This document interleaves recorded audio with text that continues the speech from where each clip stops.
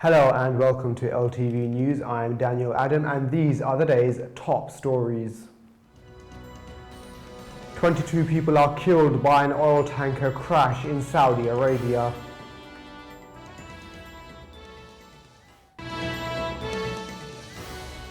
Armed men attack a Nigerian village, killing more than 20 people.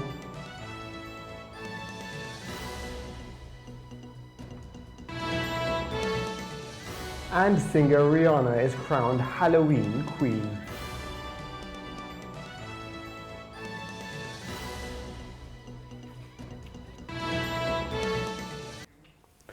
Let's start with some news from the Middle East.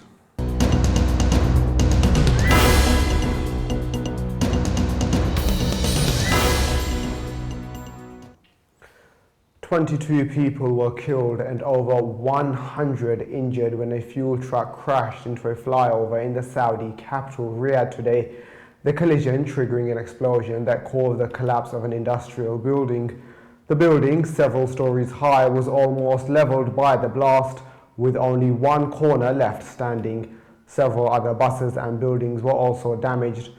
Firefighters and water tank vehicles tried to douse the flames as onlookers gathered. The death toll is expected to rise.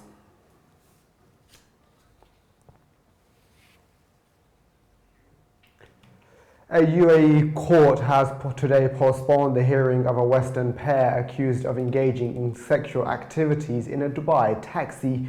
Rebecca Blake and Conor McRedmond, who arrived at the court building with their local lawyer, are the latest case of Westerners facing the Emirates' decency laws.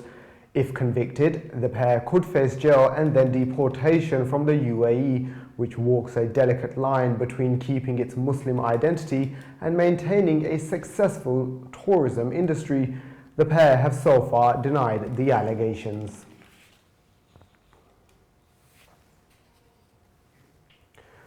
Rival groups inside Syria continue to battle for the border town of Haram today as gunfire was heard from the Turkish side of the border. Smoke could also be seen rising from the town. Rebels surrounded and besieged the strategic town of Haram 2 weeks ago. The battle has been fierce for the city's residents, who are mostly government loyalists. Clashes even continue during a conditional ceasefire set to mark the Islamic festival of Eid al-Adha. It's estimated that over 20,000 people have been killed since anti-government protests began over a year ago. Libya's General National Congress has approved the new government led by Prime Minister Ali Zidane. The vote comes a day after protesters unhappy at the making up of the proposal cabinet disrupted proceedings. Mr. Zidane's list includes a mixture of liberal figures and Islamists as he tries to build a coalition acceptable to all parties. The previous Prime Minister, Mustafa Abu Shagor, was dismissed after Congress voted down his cabinet. Moving on to world news now.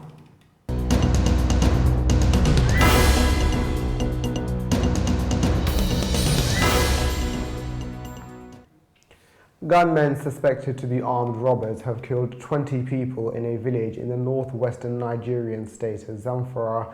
According to local residents, dozens of men armed with guns stormed Kaburu village early yesterday morning, demanding money before shooting and hacking people to death. At least 27 people were killed in June when suspected armed robbers attacked several villages in Zamfara.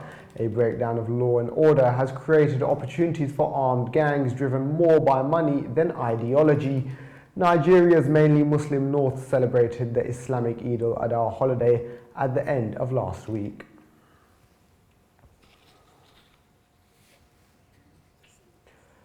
US President Barrack Obama toured storm-stricken parts of New Jersey yesterday with the state's Republican governor, Chris Christie. The two made a show of putting aside political differences in the wake of Superstorm Sandy. It's believed that around 50 people died in the hurricane, which has left much of the US's east coast devastated.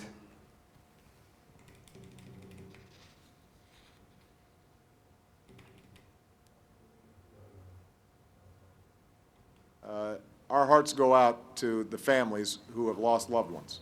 It's true that because of some good preparation, the loss of life was kept lower than it might have been.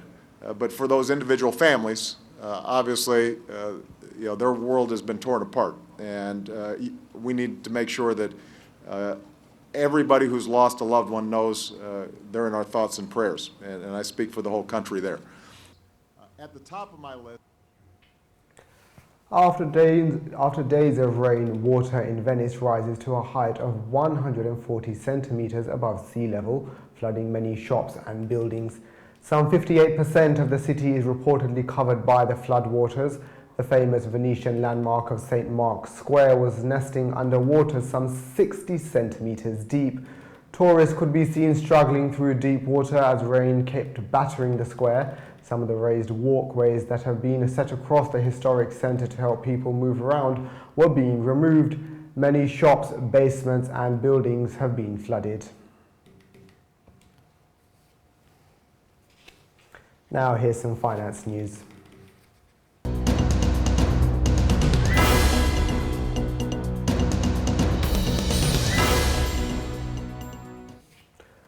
Tokyo's stocks inched lower today in early trade after Wall Street reopened following Hurricane Sandy. US stocks were nearly flat in the wake of the storm that caused the market's first weather-related two-day closure since the late 19th century. Market participants said China's official manufacturing PMI also weighed down stocks while confirming a trend towards recovering growth. The figures lacked the punch to convince investors that the slowdown was ending.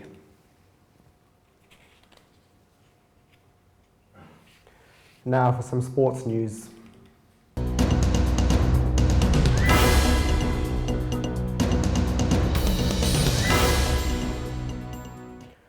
US tennis champions Venus and Serena Williams are in Nigeria to back a women's rights organization called Breaking the Mold. Organizers say the sisters will lend their fame to an initiative designed to inspire women across Africa. The multiple Grand Slam winners will give a lecture, attend a fundraising dinner. They will also stage an exhibition tennis match against each other during a 4-day trip to the West African nation. And what makes this trip really special is the fact that we're doing something different. We're here to support the country as well as getting a lot of young women and young kids in general to understand the importance of breaking the mold. And we're here to empower young girls and let them know that if you dare to dream, you can achieve any goal you want to. And it's okay to have a dream, and it's okay to have a goal, and it's okay to want to break the mold.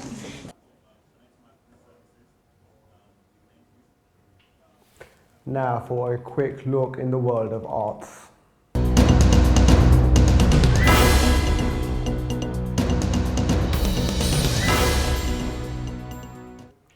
The city of West Hollywood celebrated Halloween by naming Rihanna as the queen of their carnival. Rihanna was crowned on Halloween night ahead of the start of the city's celebrated festivities that mark the 25th anniversary. The ceremony was conducted at the Greystone Manor Super Club. Following the ceremony, Rihanna was to attend the carnival along West Hollywood's Santa Monica Boulevard. Authorities expect a crowd of 500,000 people.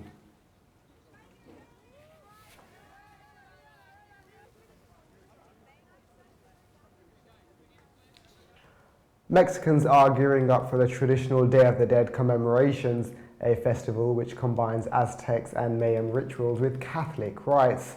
On the grounds of the Mexican city's iconic National University, participants set up colorful altars to remember departed loved ones. Complete with decorated skulls and food and drinks for the dead, the Mexican tradition has its roots in the country's pre-Hispanic Aztec beliefs that the departed will return to Earth each year to visit their loved ones. Well, that's all we have time for, but before we go, let's take a look back at the day's top stories. 22 people are killed by an oil tanker crash in Saudi Arabia.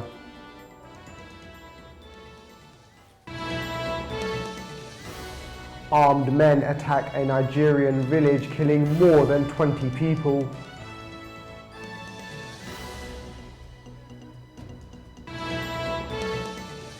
And singer Rihanna is crowned Halloween Queen.